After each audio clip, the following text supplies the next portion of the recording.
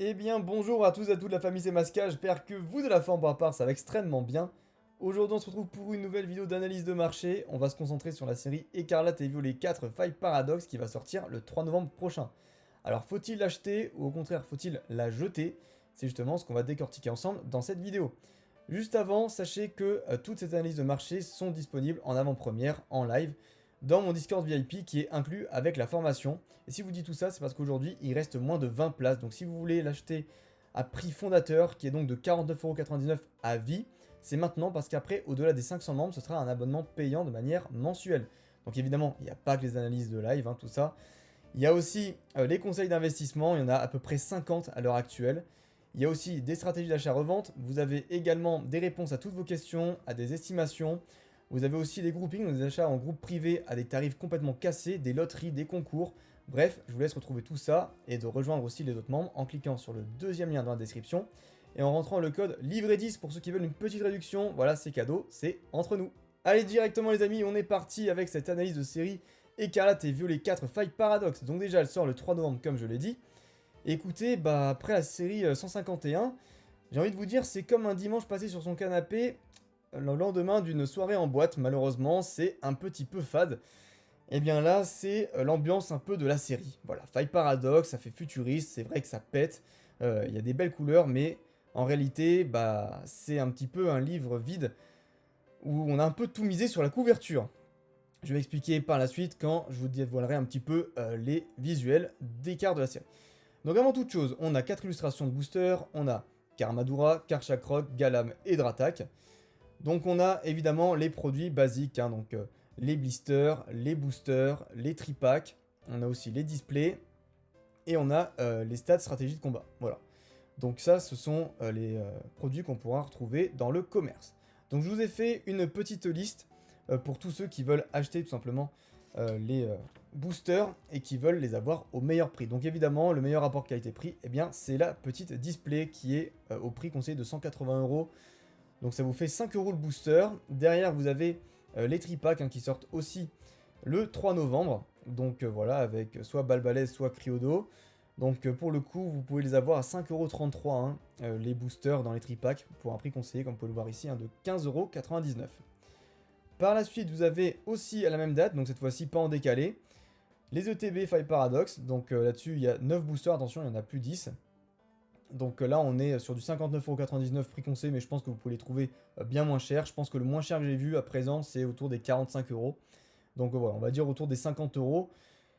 Donc ça vous fait quand même des boosters assez chers, c'est même les plus chers malheureusement de tous les items, à 6,66€ le booster si vous achetez une ETB rien que pour la craquer. Et derrière, au niveau du stade stratégie et combat, eh bien écoutez, vous avez 11 boosters au total, ce qui vous fait donc un prix de revient de 6,36€ par booster. Voilà, donc à côté, vous avez dans cet item là, mais également dans l'ETB et dans les tripacks, des petits goodies qui vous sont donnés. Donc là, ici, on voit les cartes promo. Ici, vous avez des cartes d'énergie, des marqueurs, un livret, etc. Et ici, vous avez des dés, notamment, et 2 boîtiers stratégie combat. Mais bref, c'est pas forcément ce qui fait le prix de l'item. Donc voilà, si vous voulez ouvrir pour avoir la collection, je vous conseille H24 de prendre des displays. C'est ce qui aura, je pense, d'ailleurs, le meilleur taux de drop. Ou alors des tripacks ou des cases de 36 blisters. Mais ne prenez pas, en fait, le reste. Je pense qu'encore une fois, c'est pas forcément ce qui est le plus adapté. En parlant d'ouverture, qu'est-ce qui est le mieux dans cette série? Eh bien directement, on va un petit peu jeter un coup d'œil aux cartes de cette extension. Alors déjà, ce qui est plutôt bien, c'est qu'on voit la continuité donc des Terra Crystal qui sont de types différents. Donc notamment, on a ici Momartic qui est de type Glace Spectre, qui est de type plante. Donc ça fait un petit peu vibe espèce delta du bloc X pour ceux qui connaissent, donc ça date quand même des années 2005. Et malgré tout, on va voir qu'ils font un gros clin d'œil plus tard à cette série du bloc X. Donc voilà, au niveau des Pokémon, encore une fois, de très belles illustrations, donc notamment cette carte que j'aime énormément. N'hésitez pas à me dire d'ailleurs dans les commentaires si vous trouvez que c'est joli. Moi, vraiment, au niveau artistique, je pense que Pokémon a fait un très grand pas en avant, mais malheureusement, voilà. Aujourd'hui, les Pokémon ne sont pas forcément les plus appréciés dans ceux qui sont mis en avant, notamment ici. Iron Moth, je sais même pas comment s'appelle ce Pokémon en français, mythe de fer, visiblement.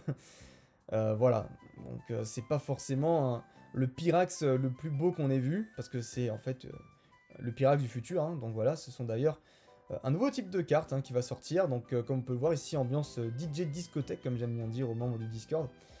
Donc voilà, pour moi c'est des cartes qui vont pas valoir cher. On va un petit peu se retrouver sur les mêmes concepts que les radieux, pour ceux qui ont connu du bloc épée et bouclier. Donc voilà, des cartes qu'on retrouvait assez facilement dans les boosters et qui au final valaient 1 franc dessous. Ensuite, au niveau des cartes du type eau à signaler, on a ce beau Hipporoi, voilà, clairement, qui est dans les abysses, magnifique carte.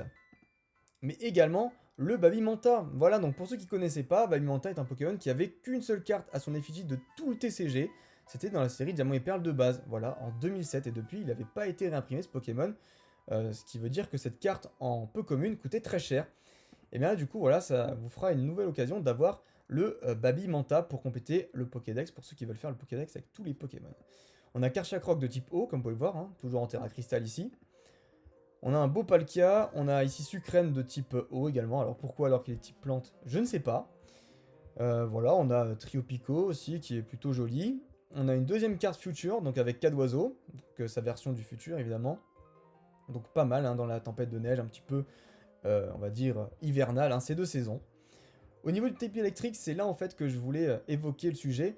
C'est au niveau du Mewtwo, donc qui est représenté de type électrique, et on avait vu ça la dernière fois, donc dans le bloc X avec Express Delta, donc c'était une rare qui était présente dans ce set là. Voilà, donc vraiment ça fait du bien de revoir un petit peu des cartes comme ça décalées par rapport à la réalité. Et ici on a donc une carte future X, hein, comme vous pouvez le voir. Donc main de fer, poigne de fer, je sais pas comment ça s'appelle en français, mais en gros je vous fais la traduction littérale de l'anglais vers le français. Alors ensuite, c'est aussi dans les vagues un petit peu du moment, les types spectres avec l'automne qui est là, et également avec Halloween tout simplement. Donc on a Tutankafer hein, qui est très très bien illustré je trouve là-dessus, donc qui fait très peur. Donc c'est plutôt cool. Après voilà, on a un petit Pitrouille qui est sympa aussi, hein, avec le clair de lune. On a les cartes de style ancien, donc là avec Rondoudou revisité, je sais pas du tout comment il s'appelle, excusez-moi. Hein. Mais voilà, avec un petit peu un style de pinceau à la Munch, je pense que vous reconnaîtrez pour les connaisseurs hein, des cartes Munch. Voilà, donc ça fait assez plaisir de voir ça, des cartes un petit peu décalées. Et donc ici, on a Garde de Fer, donc la version de Galam, qui est aussi en version, voilà, boîte de nuit future, comme j'aime les appeler. Ensuite, on a au niveau du type combat un magnifique Groudon, voilà, donc ça fait du bien de voir toujours des beaux Pokémon légendaires assez anciens. On a un Salarsen ici, type combat, je sais pas ce qu'il fout là, donc c'est assez marrant. Voilà, donc rien à dire de bien spécial hein, au niveau du type combat, vraiment pas des cartes plus que ça attirantes. Au niveau du type ténèbres, eh ben, écoutez, la star, ça reste le Rugilune, hein, donc le Dratak version ancienne, qui est plutôt stylé, mais ça reste pas non plus une carte où on va voilà, sauter au plafond pour ça. Et donc ici, on a Gros Mago, le Pokémon qui fait son apparition de type acier. Voilà, voilà. Donc là, ce qui va être le plus intéressant par la suite, ça va être évidemment de voir tout ce qui est AR, donc les alternatives, les cartes ultra rares, etc. Et on va directement y passer. Alors voilà, pour moi, il y a plusieurs cartes qui sont super intéressantes. Donc il y a déjà Babimanta, parce que pour moi cette carte va valoir cher dans le sens où, comme je vous l'expliquais, hein, la seule carte qui était présente c'était dans Diamant et Perle de base. Maintenant il y en a 2 qui ont été ajoutées dans cette série, et celle-là sera certainement la version privilégiée, parce qu'évidemment c'est la version qui a la plus grosse rareté. Ensuite on a Salgamin qui est dans la neige, hein, qui fait penser au Givralivé Alternate de Évolution Céleste, plutôt sympa, plus ou moins le même fond, je pense qu'ils ont repris d'ailleurs, ils sont pas trop embêtés à ce niveau-là. Donc voilà, et puis la grosse star pour moi c'est vraiment ce Groudon qui fait rentrer un volcan en éruption. Voilà, vibe un petit peu de la 3G, ça fait plaisir.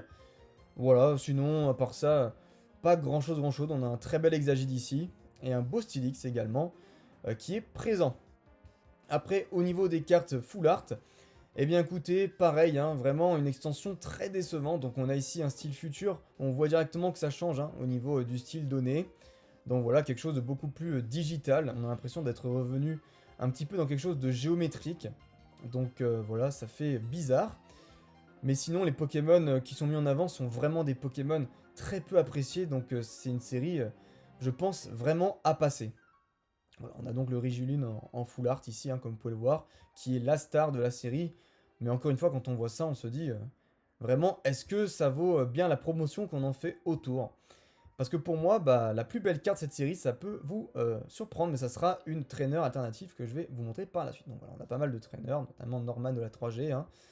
Donc voilà, et ici, qui est de la 5G, je crois du conseil 4, on a Pierrick de la 4G, et après le reste, ça doit être des dresseurs récents que je ne connais pas, je vous avoue.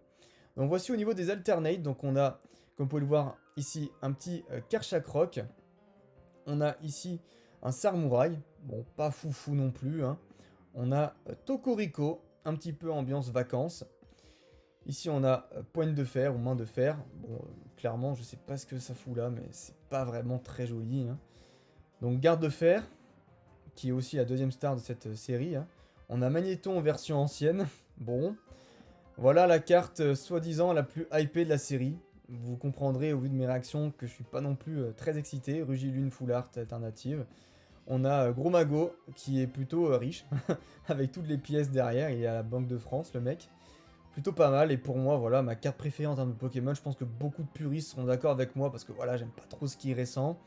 Mais c'est évidemment ce superbe Altaria X alternative qui survole l'île des dragons avec des petits Goélies en dessous. Donc clairement, voilà, ça représente une illustration beaucoup moins badass et on va dire puissante des Pokémon de nos jours, mais ça fait du bien de voir des illustrations aussi authentiques que celle-ci.